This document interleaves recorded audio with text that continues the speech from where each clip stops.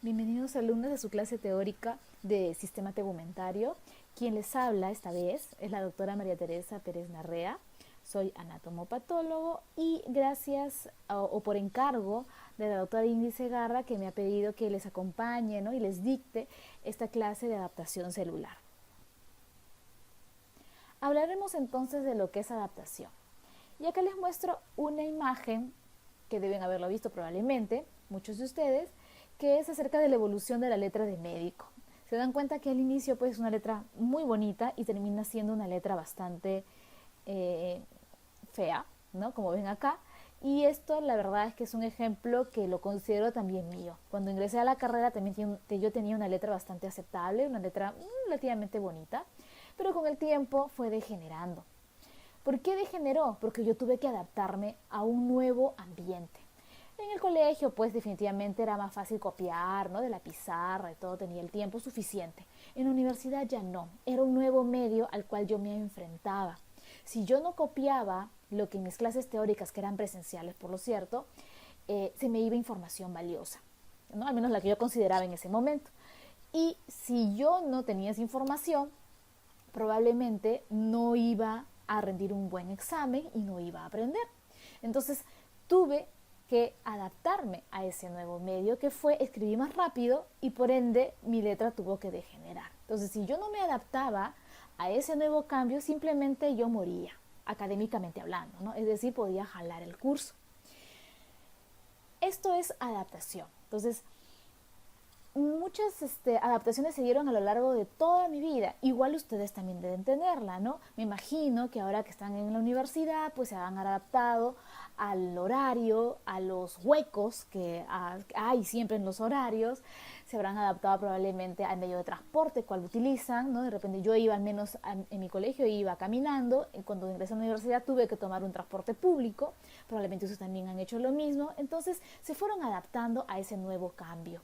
Y si adaptarse, ¿para qué? Para poder encajar en ese nuevo ambiente y sobrevivir a ese nuevo ambiente, ¿no? Eso es adaptación. Hay una frase que les pongo aquí que lo dijo Darwin, dice: no es la especie más fuerte la que sobrevive, ni la más inteligente, ojo, sino la que se adapta mejor al cambio. Y las células hacen eso, ¿ya? Las células se adaptan para poder sobrevivir a ese cambio. Existen múltiples adaptaciones hablando en cuanto a células. Una de ellas, y son de las que vamos a hablar ahora, es la atrofia, la hipertrofia, la metaplasia, la hiperplasia. Y bueno, esto de las acumulaciones citoplasmáticas no lo vamos a dar en este momento. Es también un tipo de adaptación, pero no es tema ahora de la clase. Entonces, finalmente, ¿qué es adaptación? ¿No? Es adaptación, hablando ya de la parte ya histológica, son todos aquellos cambios que son reversibles.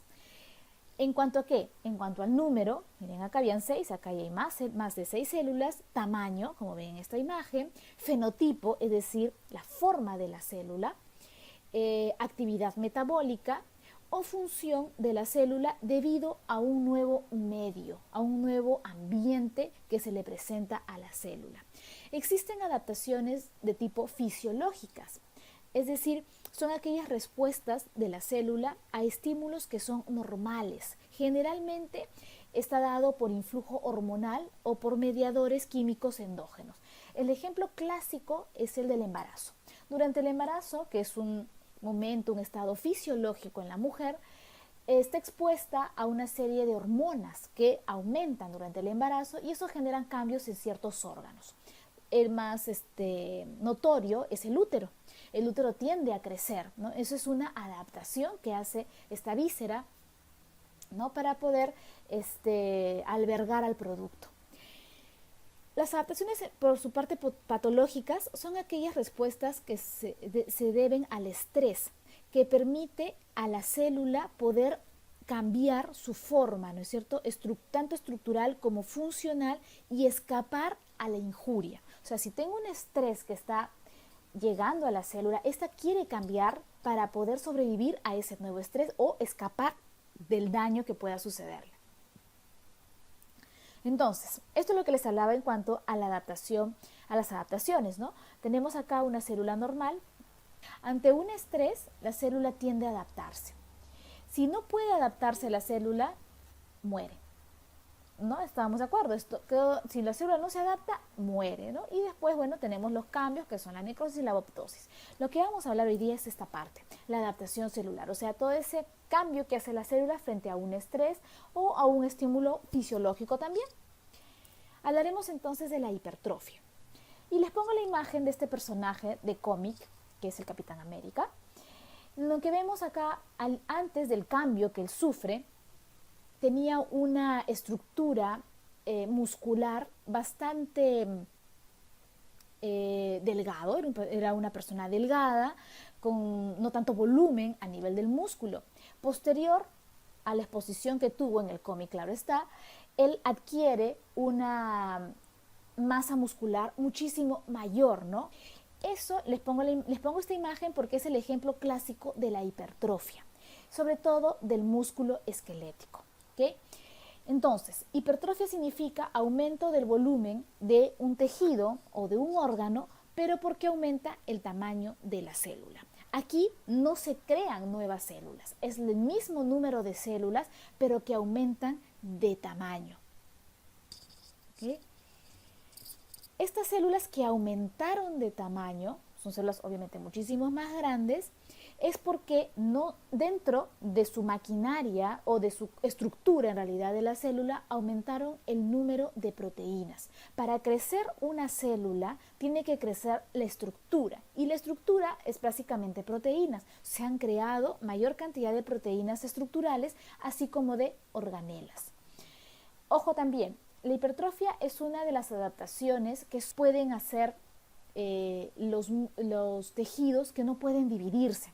¿Okay? O sea, aquellos tejidos que no pueden hacer mitosis, no les queda más que hipertrofiarse y no aumentar en número, porque no pueden dividirse. ¿Okay?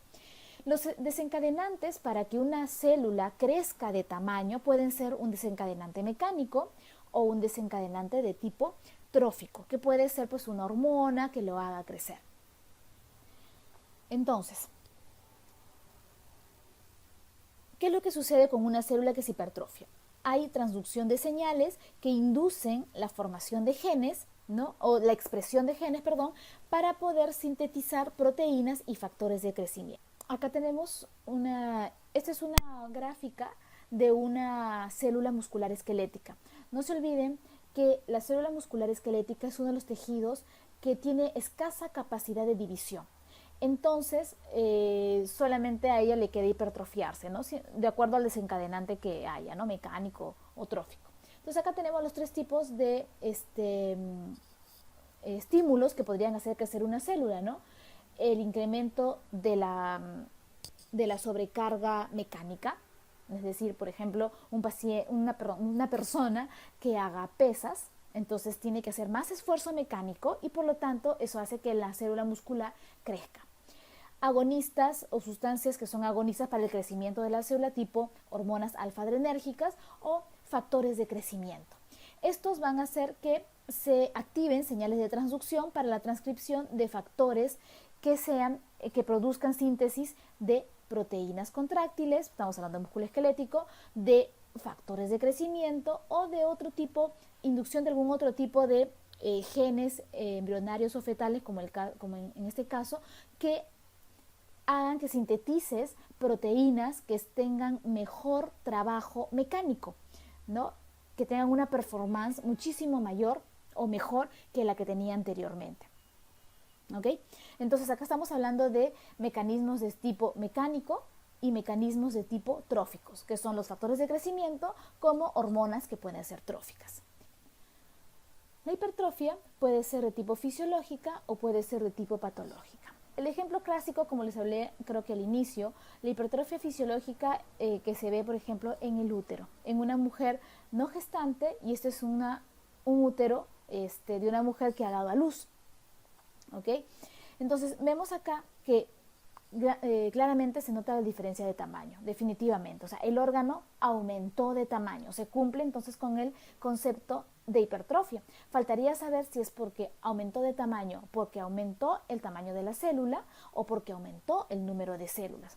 Entonces, para esto Acá tenemos la imagen histológica en donde observamos, esto es miometrio, músculo liso. Tenemos acá las células, este es el núcleo, lo que está más basófilo o morado. ¿Okay? Y aquí vemos el mismo músculo, pero se dan cuenta que el citoplasma es mucho más amplio y el núcleo es muchísimo más grande. Estamos hablando de una célula que ha hecho hipertrofia. ¿Puede haber hipertrofia e hiperplasia en un mismo tejido? Por supuesto. El músculo liso es uno de ellos. Esto es, por ejemplo, hipertrofia e hiperplasia. O sea, en el útero no solamente hay hipertrofia, también puede haber hiperplasia. ¿Por qué? Porque el músculo liso sí tiene capacidad de replicación. El músculo esquelético no. ¿Ok? Esta es la hipertrofia patológica. Aquí en la hipertrofia patológica se da por dos tipos de señales, como habíamos hablado al inicio, que son los mecanismos mecánicos y el trófico. Sabemos que el corazón derecho o el ventrículo derecho tiene una pared un poco más delgada que la del ventrículo izquierdo, y eso es normal, porque el ventrículo izquierdo tiene que bombear sangre hacia la circulación sistémica y vencer pues una resistencia que lo dan las arteriolas. Eso hace que su pared sea más gruesa.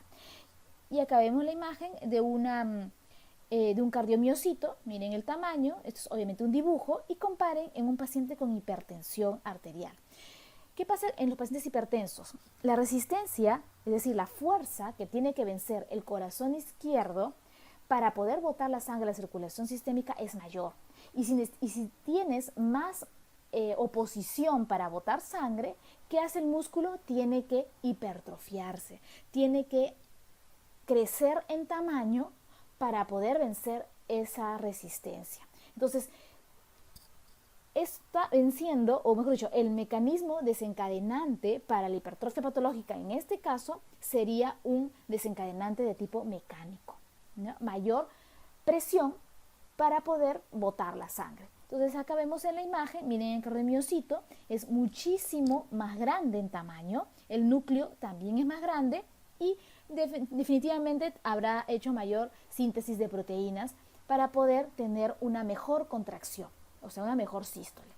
Esta es la misma imagen, pero esta es de la vida real y se dan cuenta claramente el corte es al mismo nivel, pero acá se ve claramente, miren, la pared es bastante gruesa comparada con la del ventrículo derecho. Incluso la luz es más pequeña, ¿no? La luz se reduce porque está creciendo el ventrículo hacia adentro, ¿ya? Y eso genera que disminuya la luz del corazón izquierdo.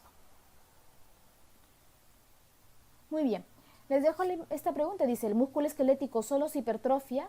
No se hiperplasia, ¿verdadero o falso? Y eso, como les dije, depende de la capacidad o la división, la capacidad de división, que tenga la célula. El músculo esquelético tiene una escasa capacidad de división, al igual que el músculo cardíaco, que es este de acá, ¿no? Entonces, difícil, es más, casi imposible que haga hiperplasia, a diferencia del músculo liso que puede hacer hipertrofia y también puede hacer hiperplasia. Muy bien, hablemos ahora de la hiperplasia. Hemos estado hablando anteriormente, ¿no? de esta palabrita.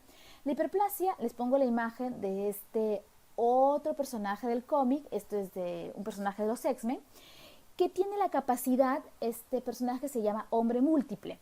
Quiere decir que él se puede multiplicar, miren, él mismo en varias personas, ¿no? Pero de la misma forma, ¿se dan cuenta?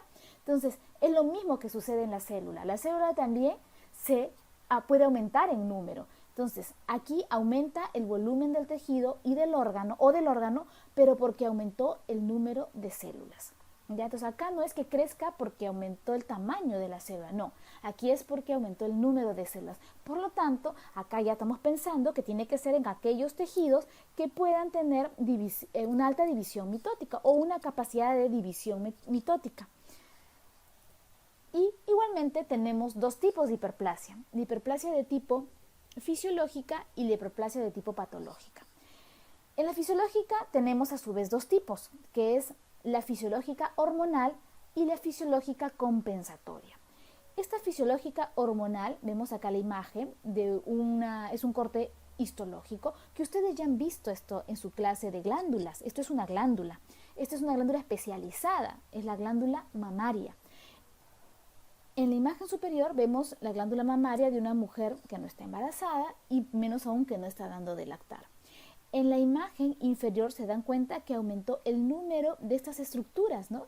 Que eran los acinos. Miren acá había poquitos acinos, 1, 2, es más, casi no hay. La mayoría son ductos con uno que otro acino. En cambio acá vemos gran cantidad de acinos de la mama, ¿no? Entonces esta es de una mujer que está embarazada, ya es de una mama en la cual se ha hiperplasiado el segmento acinar de la glándula mamaria.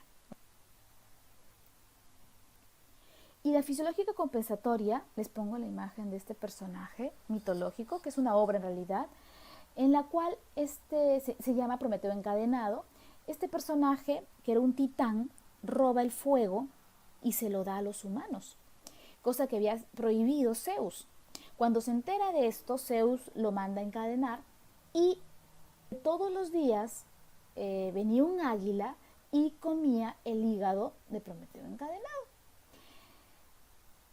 Esto obviamente le generaba dolores increíbles, ¿no?, a este personaje, pero al día siguiente amanecía totalmente sano.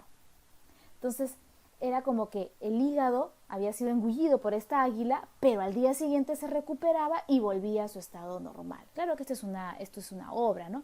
Pero es más o menos para que se acuerden y para que vean que, bueno, este órgano, que es el hígado, tiene esa capacidad de poder regenerar su tejido, y eso lo hace gracias a que tiene la capacidad de hacer hiperplasia en los hepatocitos. Cuando resecan una parte del hígado, ya puede volver a llenarse con células de hepatocitos por la hiperplasia que puede hacer este tejido, ¿ok? Entonces esa es la hiperplasia fisiológica compensatoria. Así como tenemos fisiológica, tenemos también las patológicas. La hiperplasia patológica puede ser por un estímulo hormonal, o puede ser por algo viral, como por ejemplo lo que vamos a ver ahorita, o algún agente infeccioso. Acá, por ejemplo, vemos la imagen este es el dorso de la mano, con estas lesiones elevadas, verrucosas, múltiples, ¿no?, de un color muy parecido al de la piel, y esto se denomina verruga vulgar. La verruga vulgar es una infección, es una lesión causada por un virus que es el PDH, ¿no?, un papilomavirus humano. Histológicamente se ve así. Y ustedes ya deben recordar cómo se ve la histología normal de la piel. Debería de ser pues una capa, ¿no?, de queratinocitos, más o menos debería llegar hasta acá aproximadamente, ya el grosor de la epidermis, pero si se dan cuenta, ahora ya no está de ese tamaño, ¿no? Está bastante amplio las células, y eso es gracias a que, la epidermis, esto es gracias a que ha habido un aumento en el número de queratinocitos inducido por el virus del papiloma humano, ¿no? Y se ve esta imagen como si creciera hacia arriba, ¿no?, como si fuesen picos, y en la parte superior gran cantidad de queratina. Entonces aquí lo que ha habido es una hiperplasia de la epidermis. Obviamente esto es patológico, ¿no? Ahora, algo muy importante que tienen que ustedes recordar en la hiperplasia, que si bien es cierto, hay un gran número de células que han aumentado, esta hiperplasia está relativamente controlada, en el sentido de que si tú eliminaras el agente causal que está produciendo este aumento del número de células, el tejido volvería a su estado normal. ¿Ok? Entonces debería desaparecer la hiperplasia. Sin embargo, hay situaciones en la cual la hiperplasia, una de estas células, se descontrola en cuanto al ciclo celular, se vuelve autónomo y puede generar una neoplasia maligna. Entonces, no es que todas las hiperplasias hagan neoplasias, ojo, pero una hiperplasia hay que tener cuidado que puede, o sea, es un buen medio para que pueda crecer ahí una neoplasia maligna, ¿ya? Entonces, ese es el riesgo de la hiperplasia. Ojo, estamos hablando sobre todo de las patológicas, ¿no? Las fisiológicas no tanto, más sobre todo de las patológicas. Muy bien, ahora hablaremos de la otra adaptación celular, que es la atrofia. La atrofia significa disminución en el tamaño de la célula. Disminuye el tamaño, ojo, no muere la célula, porque si no estaríamos hablando ahí de necrosis. Acá estamos hablando de atrofia. ¿Y por qué se puede dar la atrofia? Por 5 causas principalmente, ¿no? Porque disminuye el flujo sanguíneo. Si tú disminuyes el flujo sanguíneo en un órgano, ¿ok? Eso quiere decir que la célula va a tener menos sustento para sobrevivir. ¿Y qué es lo que hace? Empieza a disminuir en tamaño y por lo tanto, empieza a disminuir la síntesis de proteínas, ¿no? Es como si priorizara y por lo tanto disminuye su tamaño. Si tú deja de funcionar un tejido, se atrofia, ¿cierto? Y el claro ejemplo es cuando uno le enyesan, no sé si alguna vez alguno de ustedes ha estado enyesado, y cuando le sacan el yeso, vamos a suponer que fuera, no sé, del brazo derecho, y comparas el tamaño con tu brazo izquierdo, definitivamente vas a ver que ha disminuido en tamaño, ¿no? En diámetro sobre todo. ¿Por qué? Porque no utilizaste esa musculatura durante un buen tiempo. Entonces todo aquello que no se use se atrofia, chicos, ¿ok? La inervación tiene el mismo mecanismo, ¿no? Si tú dejas de inervar, ¿no? Dar la inervación a un tejido, se tiende a atrofiar. Deficiencia endocrina, que también puede ser fisiológica, ¿no? Cuando las hormonas disminuyen en algún órgano, porque la mayoría de hormonas, muchas de ellas son tróficas, es decir, que alimentan y hacen que el tejido crezca. Si tú disminuyes esta hormona, obviamente va a disminuir el crecimiento y por lo tanto se verá atrofia del tejido. Y el otro causa es la presión. Puede ser un tumor, ¿no es cierto? Que hace que presiones al tejido, puedes comprimir vasos y por lo tanto disminuye el flujo sanguíneo y esto genera atrofia, ¿no? ¿Ok? Muy bien, vamos a ver algunos ejemplos. Acá tenemos un tejido que esto es músculo esquelético, ¿ya? Miren el tamaño y comparen después de, por ejemplo, me imagino que acá puede ser, por ejemplo, que no se haya usado este músculo o haya habido una denervación del músculo y por lo tanto vemos que el tejido muscular o la célula disminuye en tamaño, ¿no? Y aumenta el espacio entre célula y célula. Esto se llama atrofia. Este otro órgano, les pongo acá la imagen, es el útero. ¿Pero qué parte específica del útero? El endometrio. El endometrio es la parte del útero que está influenciada grandemente por hormonas. Ustedes saben, estrógenos en la primera mitad del ciclo y progesterona en la segunda mitad del ciclo. Esta es una mujer en edad reproductiva. Estamos hablando en una mujer que está todavía bajo, o el endometrio todavía está bajo la influencia de hormonas. Vemos acá la glándula, ¿okay? Que es esta estructura, y vemos el estroma. ¿No se dan cuenta? Hay una buena cantidad de glándula en relación al estroma. Comparemos ahora en una mujer posmenopáusica. Miren el endometrio. El endometrio es todo este grosor. Se dan cuenta que a la misma casi objetivo de la lámina o de la microfotografía, acá solamente vemos 2 glándulas. Acá hay muchísimo más de 2 y hay mayor cantidad de estroma. Entonces, esto es normal, ¿no? En la mujer posmenopáusica gracias a que hay deficiencia o menor estímulo hormonal. ¿Ya? Entonces, ¿qué ha pasado con el endometrio? Se ha atrofiado. Esto es una atrofia de tipo también totalmente fisiológica. Igualmente vemos acá el cerebro, ¿okay? De una persona adulta, joven probablemente, y en un adulto mayor, miren cómo las cisuras se amplían, ¿no? Hay mayor espacio. Eso es gracias a que aquel parénquima cerebral está atrofiado, ha disminuido y por lo tanto deja mayor espacio. ¿Qué ha pasado en todos estos tejidos que han tenido o han sufrido atrofia? Definitivamente ha habido una síntesis proteica disminuida. Disminuye la síntesis proteica, por lo tanto disminuye el tamaño de la célula. No solamente eso, aparte de no producir más proteínas, las degradas con mayor cantidad, degradas proteínas. Y otro término que lo van a aprender en su momento también es la autofagia, ¿no? La misma célula se va comiendo entre ella. Muy bien, entonces, no olvidarse, atrofia es disminución en el tamaño de la célula y en general se debe a que hay menor síntesis proteica. La vía por la cual utiliza la célula para degradar proteínas es esta de acá, ¿no? La vía de la ubiquitina proteosoma, es una vía molecular. Muy bien, vámonos ahora a la última adaptación celular, que es la metaplasia. Nuevamente les pongo otra imagen de otro personaje de un cómic, ¿no? También es un X-Men, que es Mystique.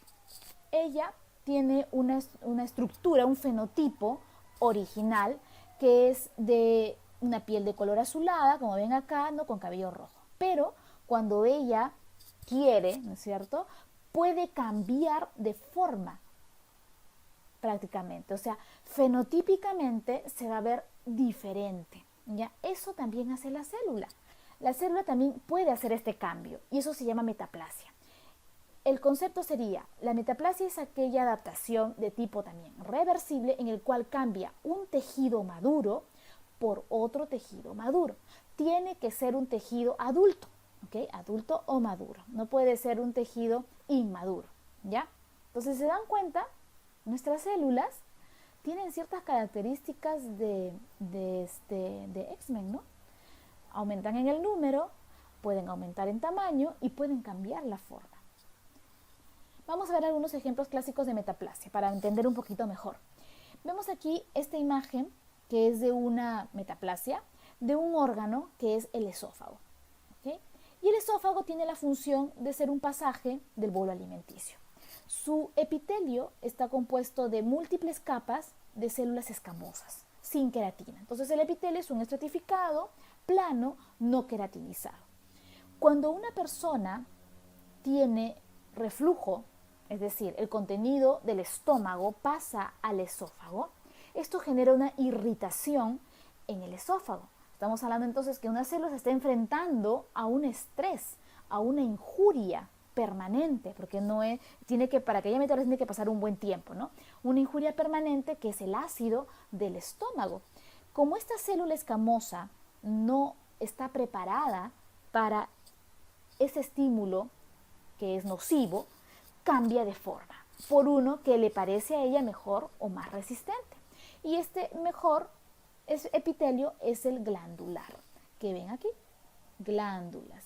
Acá hay otra glándula. Entonces pasa a ser de un epitelio escamoso a un epitelio de tipo glandular, es decir, cilíndrico, simple, con unas células que ven aquí, con esto en el punto rojo, debajo del punto rojo hay una célula transparente. Muy bien, esas son células caliciformes que tienen moco, ¿no? Y ese moco de alguna manera como que va a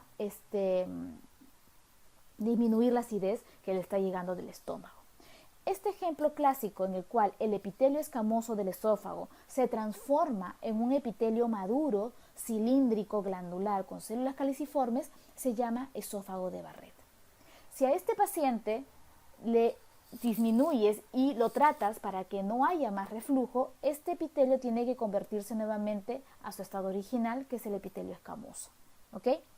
Entonces, el concepto de metaplasia es el cambio de un epitelio, generalmente son epitelios, maduro por otro maduro, con el fin de que, no porque se le dé la gana a la célula, es porque con el fin de que ese nuevo epitelio o ese nuevo tejido sea muchísimo más fuerte para poder sobrevivir al estrés que esté teniendo la célula. Generalmente la metaplasia, en realidad sí, más es patológica, ¿no? Porque hay una injuria ahí que está haciendo que la célula cambie de forma. Veamos el otro ejemplo. Este es epitelio de la vía aérea. En pulmón estamos ahorita. Bronquiolos, bronquios, que están compuestos por, en este caso, el bronquiolo por un epitelio cilíndrico simple con cilios. ¿Ven acá? Con unos cilios.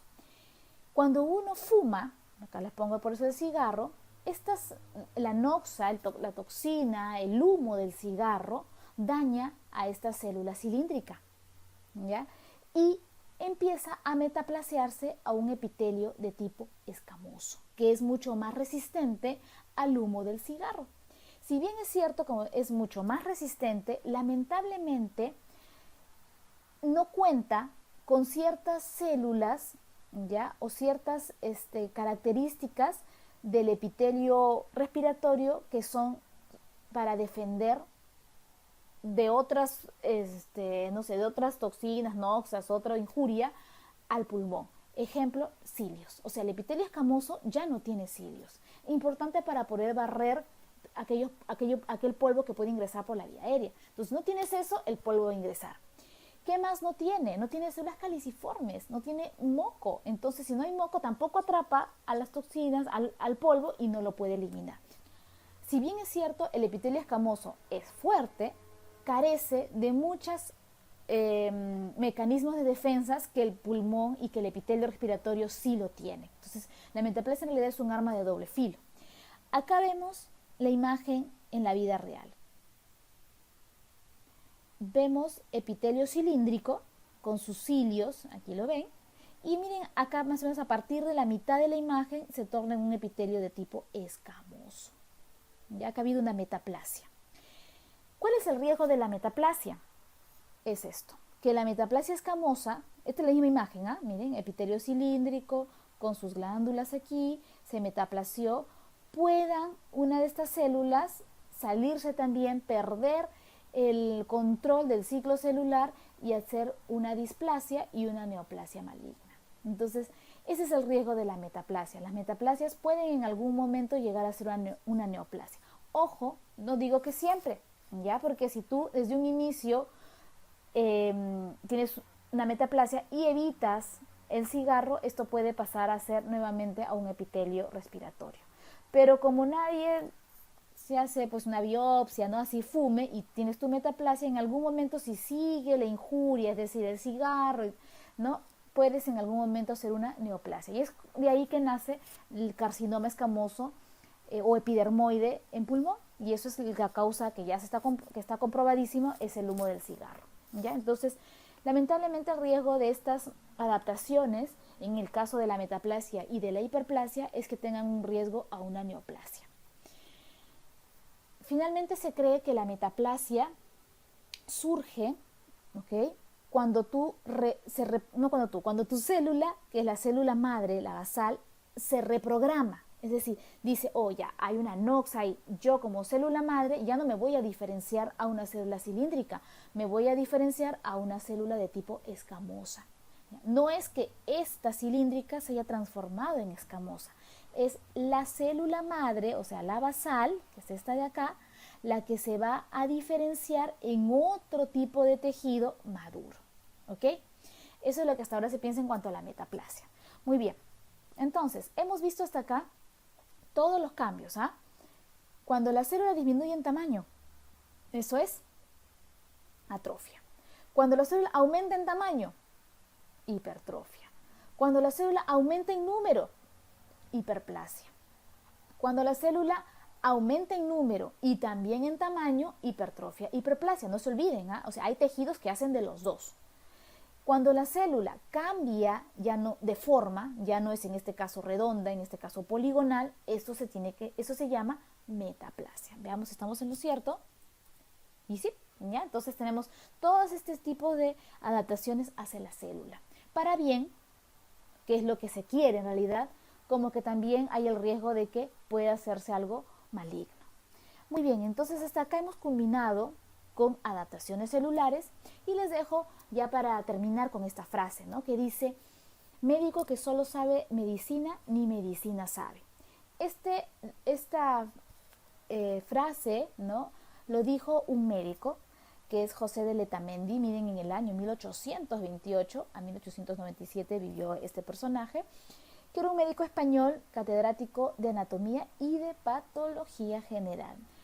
¿Cómo se interpreta esto? Al menos lo que yo interpreto es que cuando uno estudia medicina, bueno, obviamente ahorita que ustedes están recién empezando la carrera, tienen que estar todo, alma, corazón y mente en aprender medicina, ¿no? Pero cuando te enfrentes a un paciente, el paciente no solamente es la enfermedad que lleva, el paciente viene con una historia, viene con una costumbre, viene con su propia cultura, viene con sus, con familia, ¿no? Y por eso es importante saber más allá de medicina. Es importante saber leer de literatura, de arte, de historia, ¿no? Porque eso también a ustedes les va a dar una mejor llegada a tu paciente, y no solamente eso vas a tener mayor sensibilidad para poder atender al paciente. Muy bien, chicos, entonces con esto acabo la clase de hoy.